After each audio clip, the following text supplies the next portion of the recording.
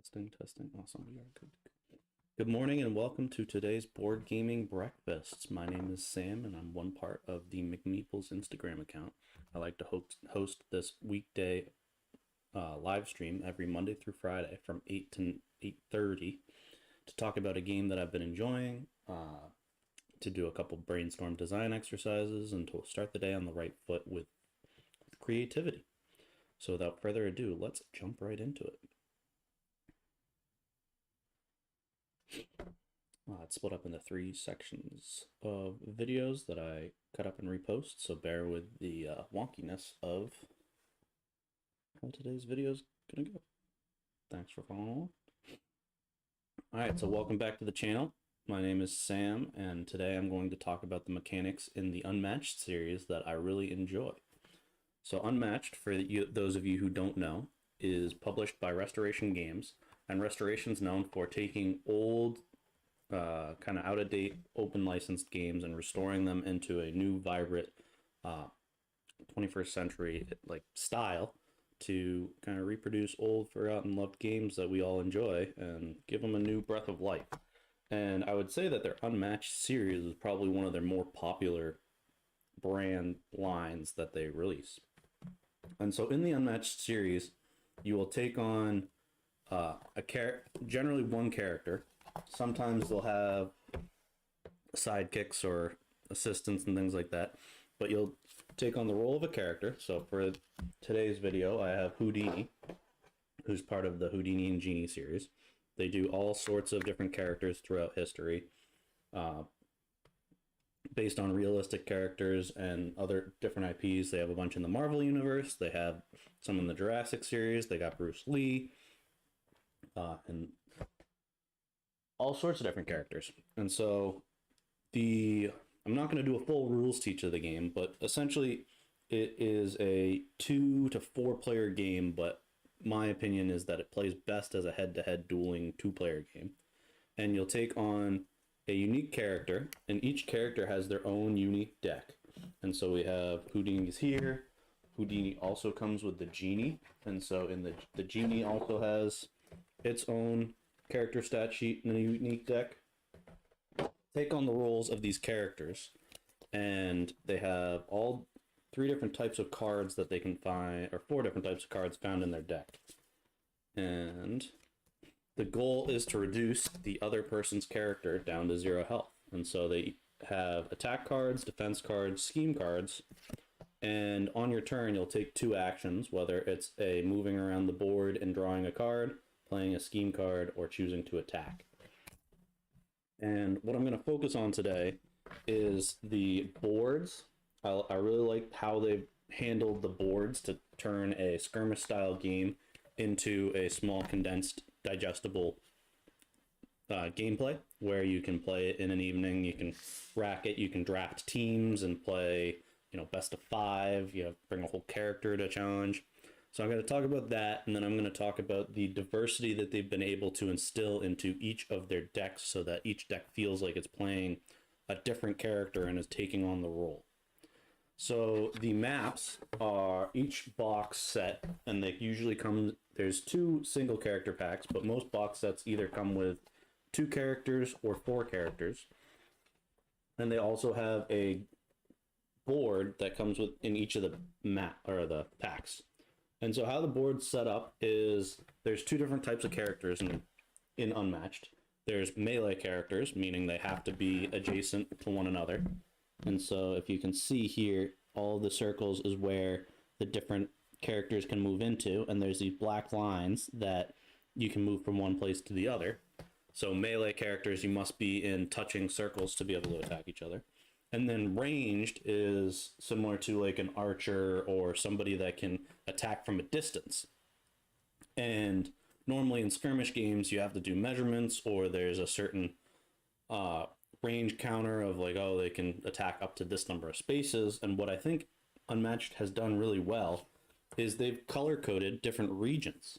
And so for ranged characters, as long as you're in the green region, the target that you're trying to hit is within that same color that you are in, you have the ability to hit them. And so that, I think, is a really simplified, unique way to encompass all characters that are ranged based. So like the genie has mystical powers that he can enact on his opponents, and so the way the genie views range versus say we use Robin Hood from a different set, they both, you have that same range rule of just being in the same colored space, and you don't have to worry about how far they can attack the XYZ. It's just ranged is you can attack within the colored area. I think that's such a ingenious way to simplify and make skirmish style games or like dudes on a map style games more accessible to a wider audience, because there's not this heavy rules overhead of, oh, you know, this can only attack up to 3 spaces, but unless it has this special power, like it brings the level of entry into the game a lot lower, which I think is a really cool way to make this skirmish style game accessible to everyone. Another part of the map that I really like is that each game since the first set that they've released, they've started to add in different player like board state actions. So this is the one from the Houdini Genie box, and they have these secret passages that you can't attack through, but you can move through, which I think is a cool way to change up the layout of the game and make different maps have tactical advantages where it's not very present right away which map would benefit which character. And it also make the setting that you battle in a lot more unique, because if they didn't have these small tweaks, then the outside of the pattern of how you can move around with the little black lines indicating which spaces you can move through, it gives you just a different tactical variety to play around with. Like last night, Michaela, my fiance, and I jumped into a game where we played with their Battle 11 Legends Volume 2 set, and on that board, it played with different elevations. So if you were in certain spaces attacking a different one, depending on the way the arrow is showing, you might have height advantage, which is giving you a stronger attack. So I think the way that they handle the maps from encompassing range as well as giving them small tactical advantages that aren't very heavily in depth but have a uniqueness to them really makes the board state fun to play around with. The second mechanic that I really enjoy is that they've managed to follow the same structure of every deck having attack cards, defense cards, cards that can be used as an attack or defense, and scheme cards.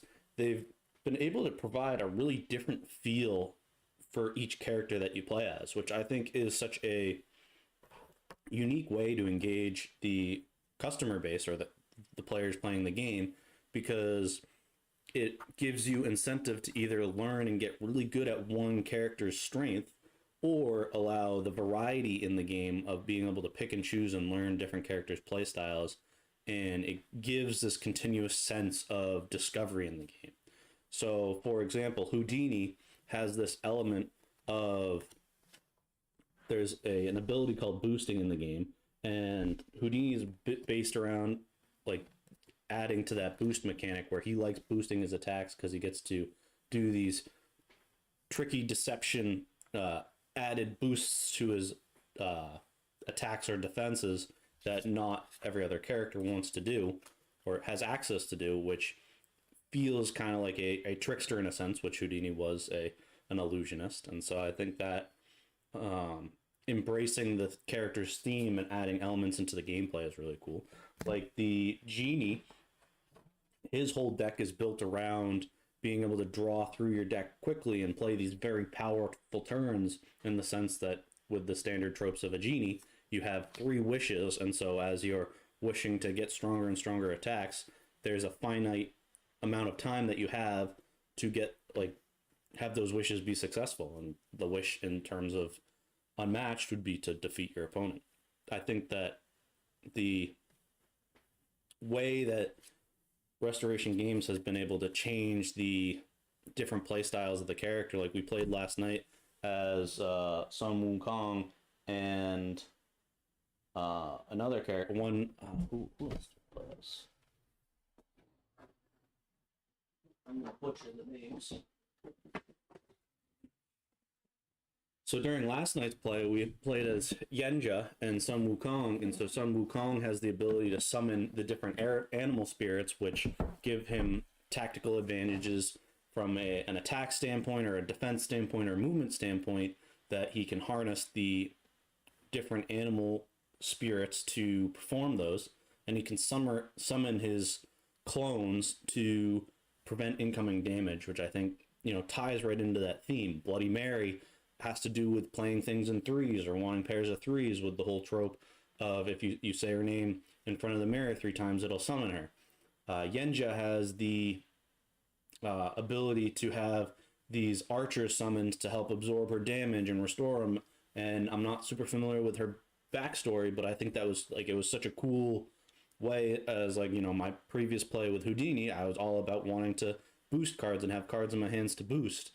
The play style around her was having her archers within her zone to help soak up some damage, because she could restore them back to the board if they got knocked out.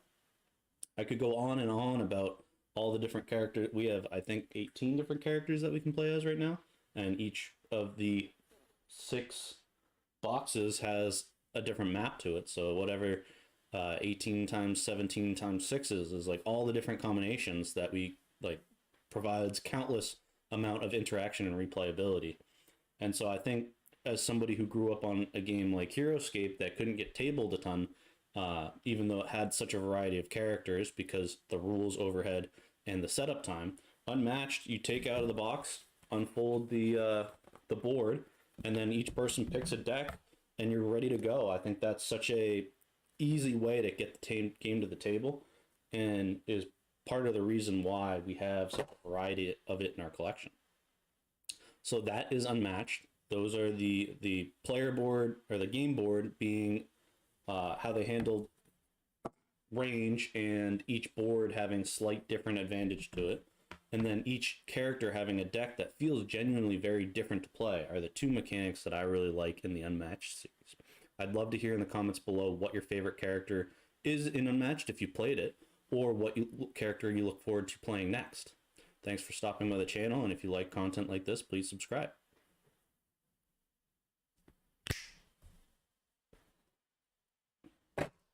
Alright, that is video 1 down.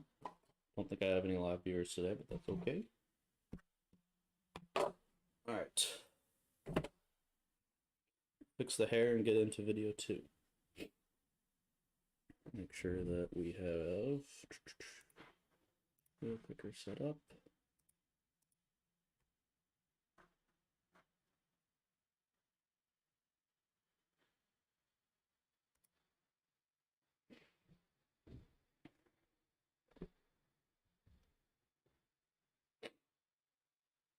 Hi, welcome back to the channel. My name is Sam. I'm one half of the McMeeples, and today we're going to talk about Unmatched, and we're going to add a randomly spun element into the Unmatched series as a brainstorming exercise. So if you are new to this style of video, let me share screen really quick on my tablet. Screen share. We gotta connect to the cloud. All right, we're gonna rewind once the tablet is fully set up. If anyone's in chat today, let me know how your morning's been.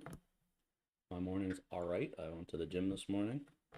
Missed out on my gym buddy, but that's okay. Michaela and I got a good lift in. There's no syncing issues.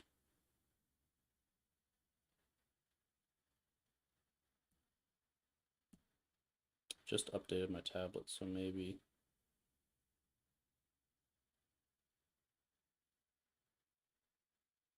it should work now. We'll see. We shall see. Present the screen share. Boom, we are in the money.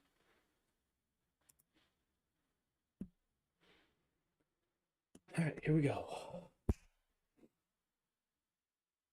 Hi, welcome back to the channel. In today's video, we are going to talk about the game Unmatched, and we are going to brainstorm around that series by spinning our wheel of mechanics and adding a random game mechanic into the Unmatched series. So let me switch over screens now. And what we have up in the top right of the screen is our wheel of mechanics. And so when I spin this wheel, it's going to pop out a random game mechanic that we've added of the 63 for us to design around and to brainstorm how we might add it into Unmatched. So we got acting as our mechanic of the day. And we're trying to get acting into Unmatched. So the Unmatched series. We're not going to pick a specific Unmatched box set that we're going to design around. We're just going to design around the series as a whole. So I will, for those of you who haven't watched this exercise before, I have a 5-minute timer pulled up on my phone to give us a time limit to design within. And now we are going to start the timer and figure out how we're going to add acting into Unmatched. So my first instinct is that each character in the Unmatched set, we got Houdini right next to us, and we got the Genie, we got Sun Wukong, we got Yenja, right? Yenja?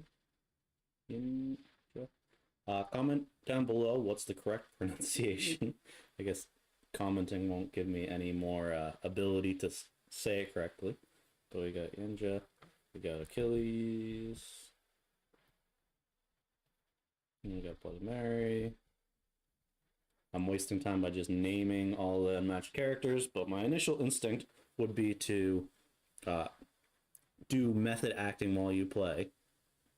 So in order to play any card or take any action in the Unmatched game, you would have to fully channel the persona of the character that you're taking on. So my instinct would be that if we were playing the Houdini Genie set, channeling the genie of whenever you move, pretending to be him.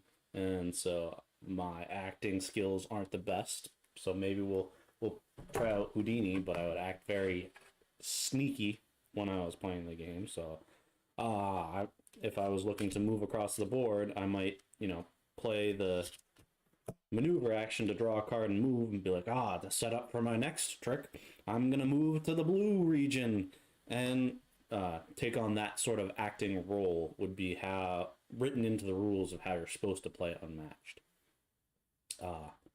I don't know how much further I can take this acting mechanic in Unmatched, so that was the 2-minute brainstorm. Not all brainstorms these days seem to be a lot. Some of the exercises end up being surface level, where you just take on the role of the different characters, and because the mechanic of the day is randomly generated, we don't always get to have too far to jump into the depths of the design creativity.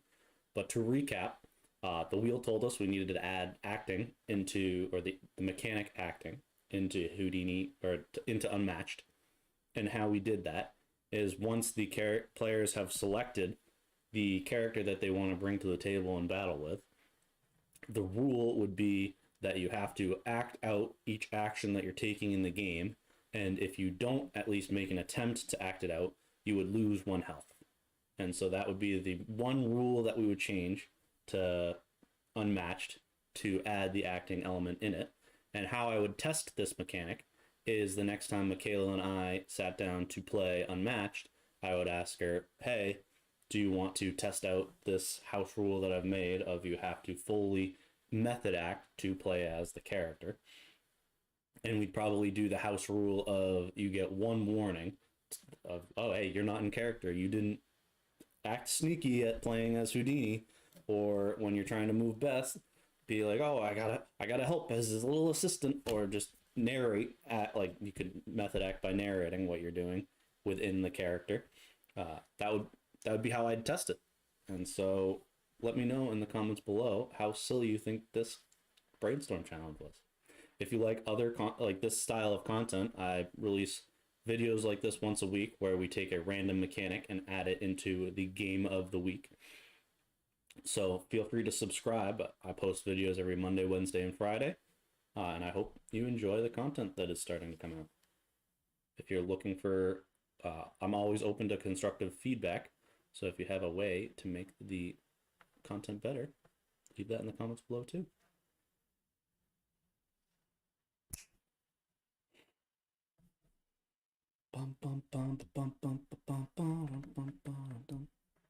So we'll just select all and clear all, clear all, clear, clear, clear, where's all? Right. All right, on to video number 3. Oh, excuse me.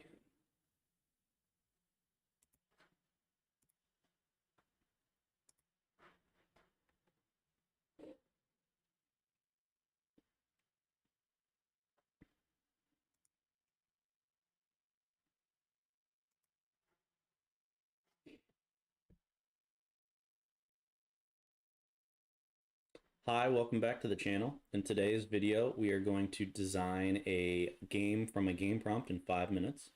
For those of you who are new, my name is Sam, and I am the main face of this channel. What I like to do is I like to do live streams every Monday through Friday, where I go live in the morning to, unlock some creativity by going through the practice of 2 different brainstorming methods, as well as talking about a game that's been on my mind recently. In this video, we are going to go to letsmakeagame.net, and if I shift over to the second view, if you look in the top right of the screen, we have this game prompt tool. And so what the game idea generator does is it gives us a genre, rule, setting, and theme for us to design around when we hit the generate button. And the challenge is I'm going to set a 5-minute timer for myself to start once we've generated the prompt to see what type of board game concept we can come up with in 5 minutes based off this prompt. When the timer goes off, I will recap where we have gotten with this brainstorming, and I'll talk about the next steps that I would need to take this concept to get it to a point where it'd be testable, and I'll walk through how the next stages that I would do to follow along on the process. So without further ado, I'm going to generate. And so the genre of the game that we got was hidden object times God game. So I think hidden object is good to go with or focus on. Not hidden OJ. Who hid my OJ? Object. So the rule is limited capacity, the setting is dystopia, and the theme is murder mystery. All right, so let me just jump back into the OBS screen. I'm going to start my timer, and we are going to let the good times roll. Oop, cancel, start.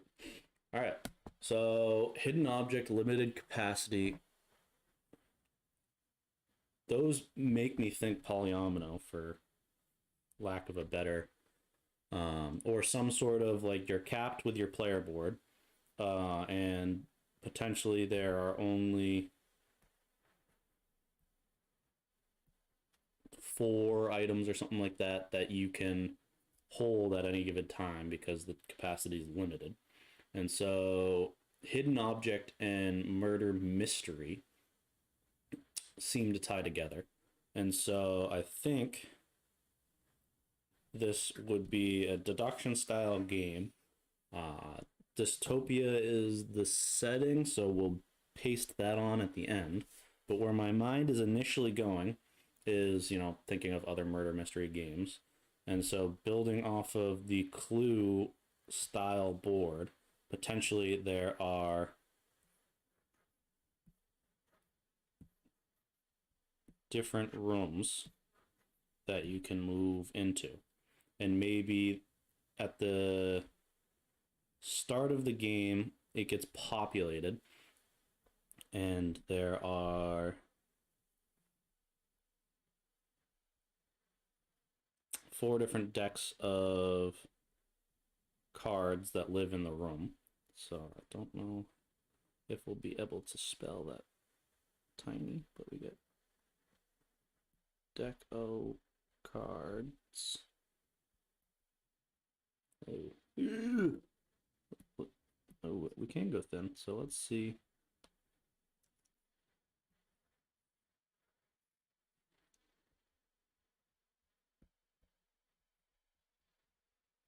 So we got our deck of cards, and we'll zoom out. But the initial thought is that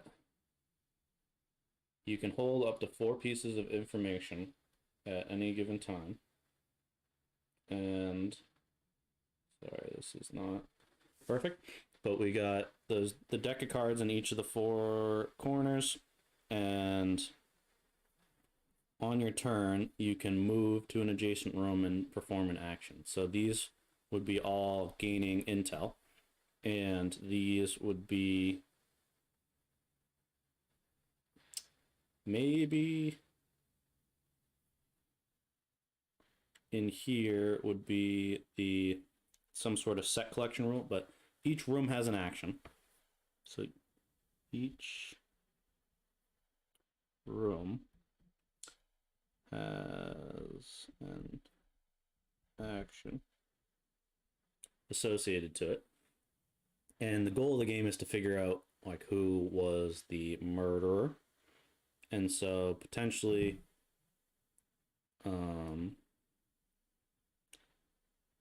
we could either attempt with the clue mechanic of randomly assigning okay, so we'd take the structure of clue, and then we would add upon it. No, I think that would make the game too complicated. So I won't share that thought out loud. But my initial instinct is that you can hold on to 4 pieces of information at any given time, and that is the capacity that you are limited to. And you are trying to solve a murder, and how you would do that is the turn structure would be move and then action. The other core rules we'd start with is can't be in the same room as anyone else at any given time. And so when you move, you must move 1 to 2 spaces. And the action would be interacting with the room. And so that's the core loop of the game. And so you are trying to, so potentially everyone is a suspect in the game. And so the 2 goals of the game is you're supposed to prove your innocence.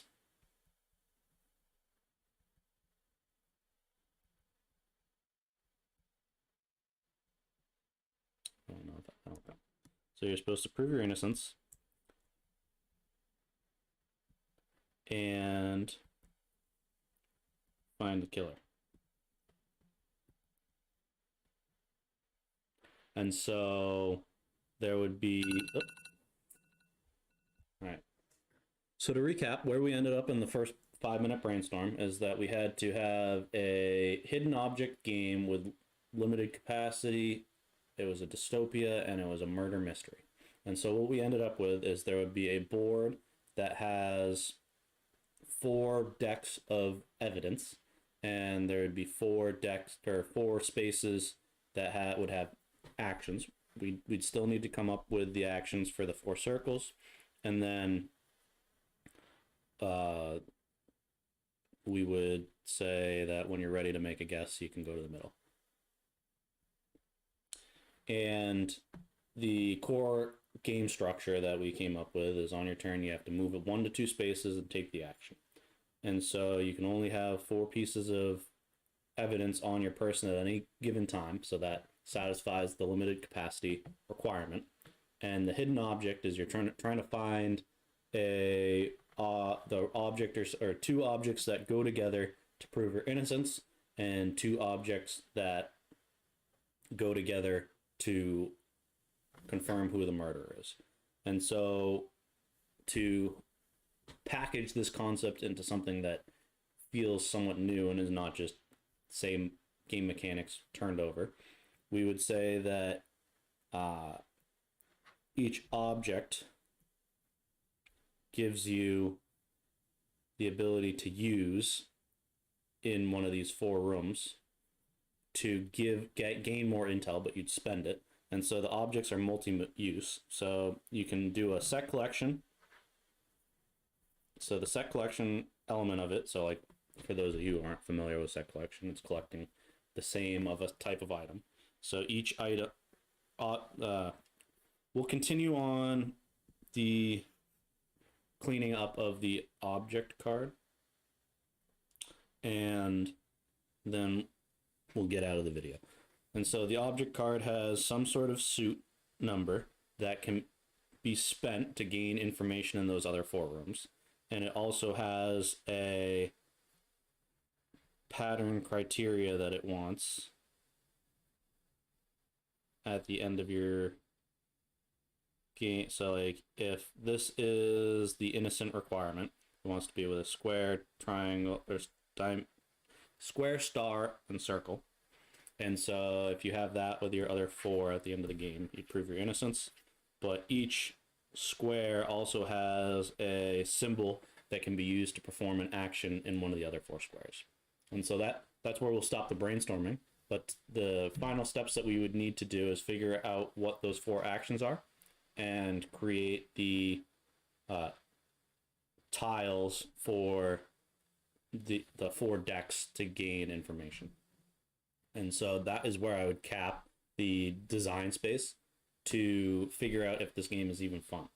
And so my next steps would be to probably go into Illustrator or some other form of editing software where I would create the board and write out where the actions are and create the tile spaces.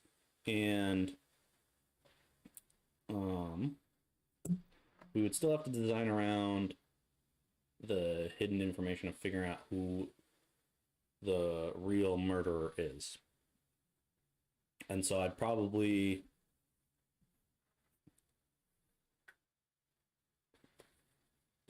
how would we do that?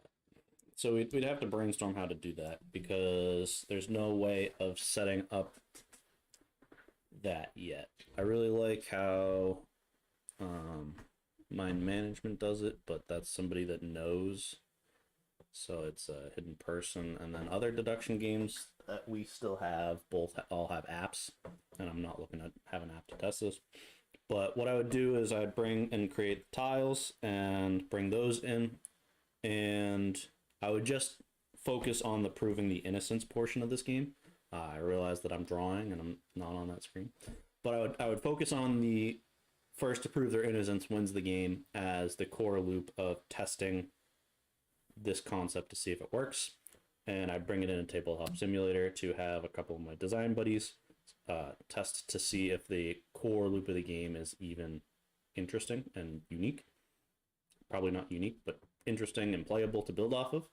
And so I would cap myself on another maybe 30 minutes of designing around the tiles, and then I would import it into Tabletop Simulator and set up a 30-minute window for us to test a few turns of it to see how long it takes to cycle through all the actions on the game board to prove your innocence, and that's where I would go from there. That is our video of today. To recap, we were challenged with creating a hidden object game. Sort of did that. Limited capacity, I think we definitely did that. Dystopia, we ignored the crap out of that. And our theme, murder mystery, we didn't really design too heavy into it, but that would be able to be tied back in. So I would love to hear what your game thoughts are in the comments below for a game that you came up with while watching this video. And if you like the style of content, please subscribe. I go live every weekday from 8 to 8:30, and I post the best parts of those live streams into smaller digestible content like what you're watching now.